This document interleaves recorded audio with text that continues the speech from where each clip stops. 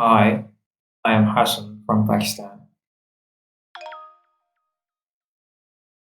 I don't know whether I would call it a war or not, but there is skirmishes going on, missile strikes and drones shelling. India sent drones over, and a bunch of them were taken down, I think. So that was in the news. Yeah.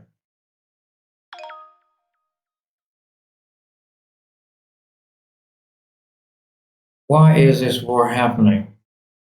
The Pahalgam attack and India blaming it on Pakistan altogether without really providing any independent investigation or anything like that. Then, like 2 weeks after that attack, they attacked our cities for the first time in a long time. This hasn't happened in a long time. India actually attacked mainland Pakistan. This is serious. They claim that they killed terrorists and they were only attacking terrorists, but there were civilian casualties, like with any war. Either way, in a sovereign nation, you could talk to the sovereign state. You're supposed to talk to the sovereign state's government. Pakistan did condemn the attack and asked Modi for investigation, independent investigation. So we could all find out who was behind it.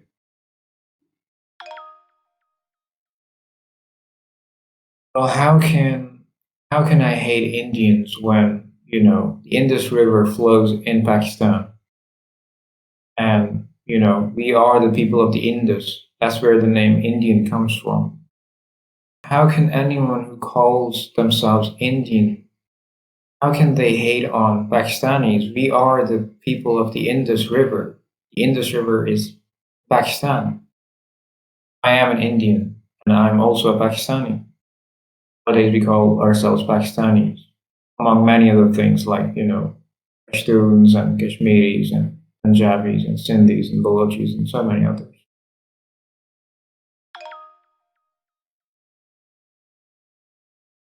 I don't think, I don't think any level-headed person from both sides wants war at all.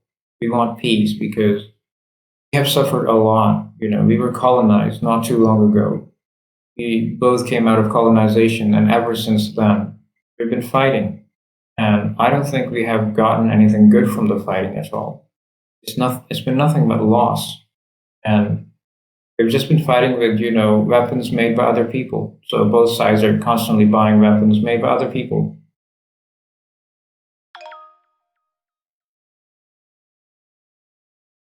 Ordinary people on both sides, the vast majority of ordinary people are actually really poor. Poor people are the ones who suffer the most in these wars because at least with the upper classes, at least with people who have money, they can easily go to other countries. They have options. Where are the poor people going to go? What are they going to do? What about the people who have, you know, very small businesses or jobs? People who don't even have jobs, no support systems. What's going to happen to them? Both sides are both sides are drawing attention away from the very real problems that we have.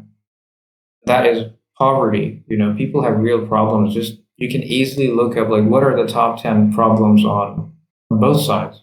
What are the top 10 problems in Pakistan, India, or other countries, Bangladesh, any of the countries in this region, and you would see poverty is going to be one of the biggest problems. Cleanliness, poverty, employment, things like that.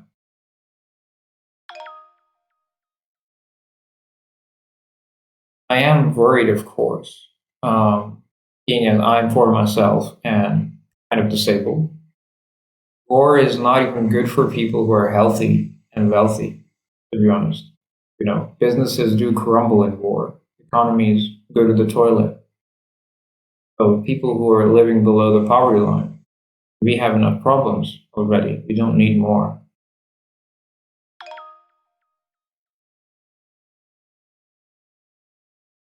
Nuclear war is possible, of course, and it is scary because, your neighbors. And to be honest, like I hate to think about it because it's just such an ugly prospect. And we're not going to be the only ones affected by this. It's not going to be contained within this region. Other people are going to be affected as well. This is such a huge region and it's important.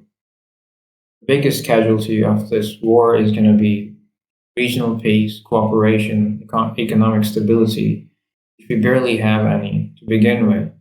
Poor people are going to be the ones who suffer the most.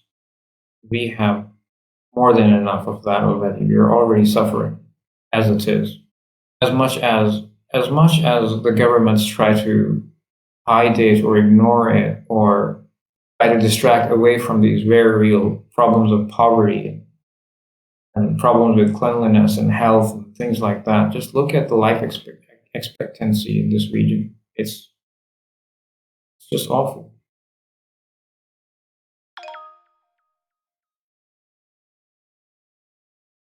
The sad thing is that the vast majority of poor people, try as we might, we have very little power because we are so distracted.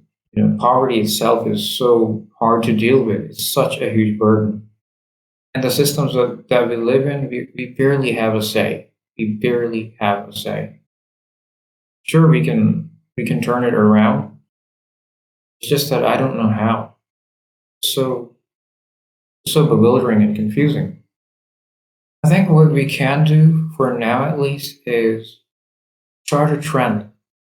Like say no to war or we don't want war or this is not our fight, this is not our war. Just something.